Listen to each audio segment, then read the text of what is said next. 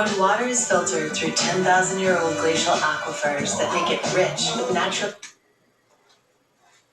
Greetings, Earthlings. Today I'm back with a review of a brand new microphone / software mixer from Elgato. That microphone is the Elgato Wave 3, and if you are interested in this USB microphone, it will cost you around $160. Like always, I'll throw some links down below. And in the sake of full disclosure, I do need to let you know that Elgato sent me this microphone free of charge for the sake of doing this review. For this review, I have the microphone connected directly to my Mac with the gain set at 40% or 3 dots on the microphone, and this is compatible with both Windows and Mac. I will not do any kind of post-processing to the audio, but I may have to boost it in post, so check the lower third or the doobly-doo.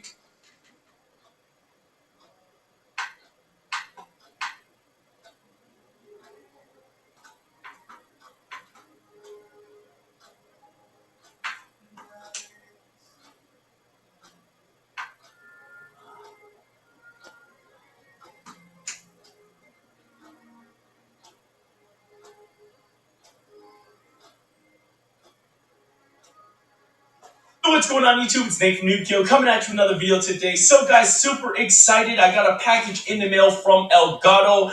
Super excited to go and open it and unbox everything for you guys here today and just play around with everything afterwards as well and get the new product and all that stuff. But of course, I am an Elgato partner, guys. I've been an Elgato partner for a few years now.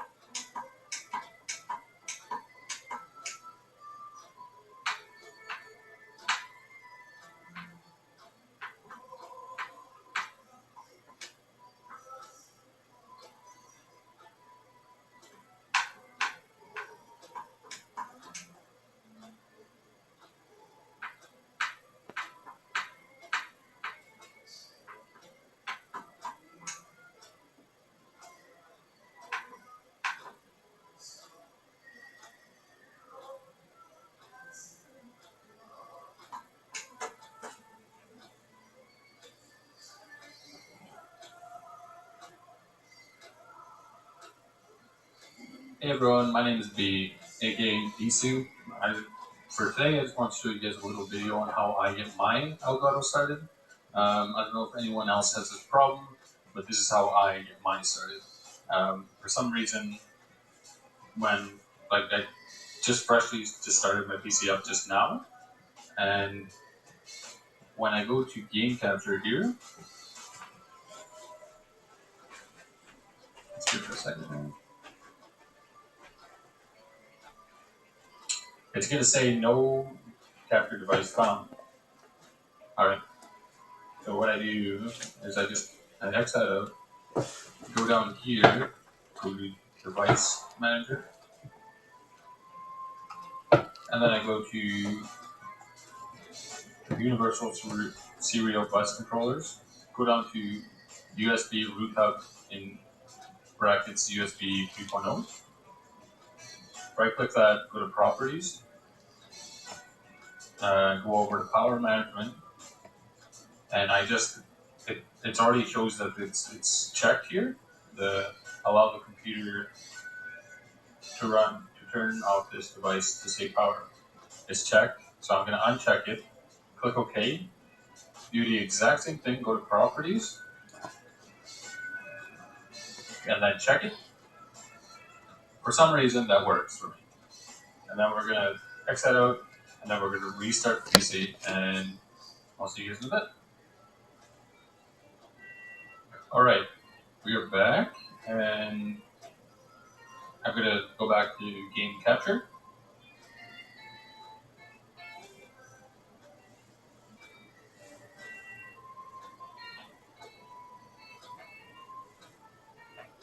And then it's going to say game capture HD60S needs to be connected to a USB 3.0 port to function properly. Alright, so what I'm going to do, I'm just going to switch over to my phone here to record me unplugging it and plug it back in, and then I'll see you guys back in a bit. And the next step is we're just going to get to my HD 60S capture card, and we're going to unplug this part. Unplug it really quickly, and then it's not going to show up anymore. So we plug it back in. Just a second. It's going to light up.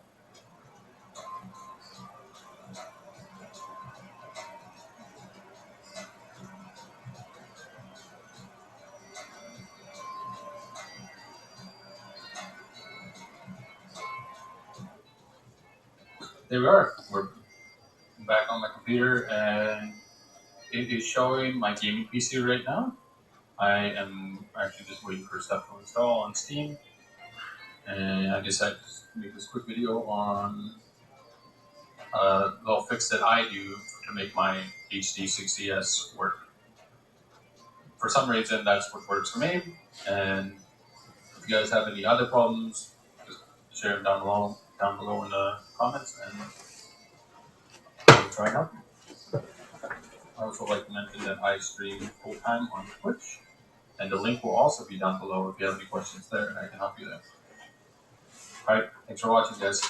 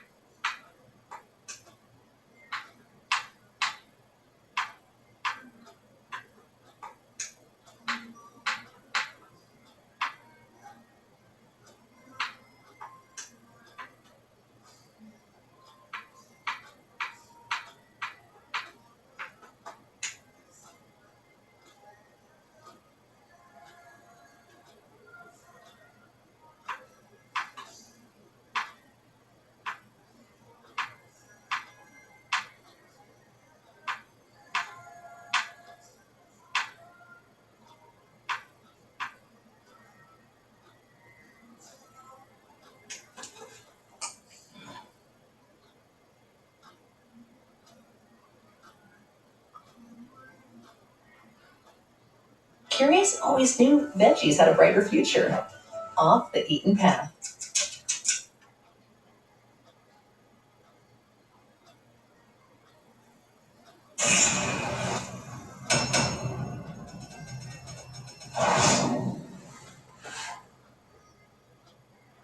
So WHO, the World Health Organization, who puts out an international list of recognized diseases, is on the cusp of listing love of video games as a recognized mental disorder, which would officially be called gaming disorder. The definition would go something along the lines of this: persistent or reoccurrent gaming behavior characterized by an impaired control over gaming, increased priority given to gaming over other activities to the extent that gaming takes precedence over other interests and daily activities, and continuation of gaming despite the occurrence of negative consequences. Which all those things sound bad, but they could also all be misdiagnosed by anybody who just loves to freaking game. Maybe they don't like the environment that they're in because they have a crackhead mom and a drunken dad. They don't want to go to grandma's house, so they're playing games instead. There are at least 26 scientific and medical scholars who are pushing back, saying in basic layman terms, what the hell are you thinking? Because in over 20 years of research on this, there's still no conclusive evidence that this is actually a thing. And the research in the health organization is relying on flimsy or inconclusive evidence at best, and it actually represents a real danger. And what are they going to look at? What if you pick up a new game and you go on a binge where you stay up late playing it, you go to bed thinking about it, you wake up early to play it, maybe you call in sick to work or to school or whatever just to play that game? Do you now have a mental disorder? Because I've actually done that with a few titles that were really good. And then, things kind of go back to normal over time. Have I then cured myself of this mental disorder? And how is that any difference from sitting on the couch all day long, binge watching a show on Netflix? Are we going to now have a Netflix mental disorder as well? And the whole thing is ridiculous, especially when you look at the real reason they're doing it. One of the leading scholars who is opposing this classification wrote a letter to the board, and he was talking about the reasons why this shouldn't be put into classification as a real mental disorder. And his name is Dr. Chris Ferguson of the Department of Psychology at Stetson University. And he published this open letter where he wrote to the World Health Organization, and they replied back to him explaining that, they understood his concerns. They are aware that they themselves realize that the data that they're using is at best very controversial, but they said they're being pressured by Asian countries as well as stakeholders. So, not pressured by science, not pressured by data, pressured by Asian countries' politics as well as stakeholders to make up this label and have a gaming disorder. So again, for those of you who didn't catch it, they're saying it's politics and not science. How many studies have we talked about that have tried to prove links between real-world violence and video games? And they failed. And so it looks like they're basically giving up on this approach since it didn't work, since the data and the science doesn't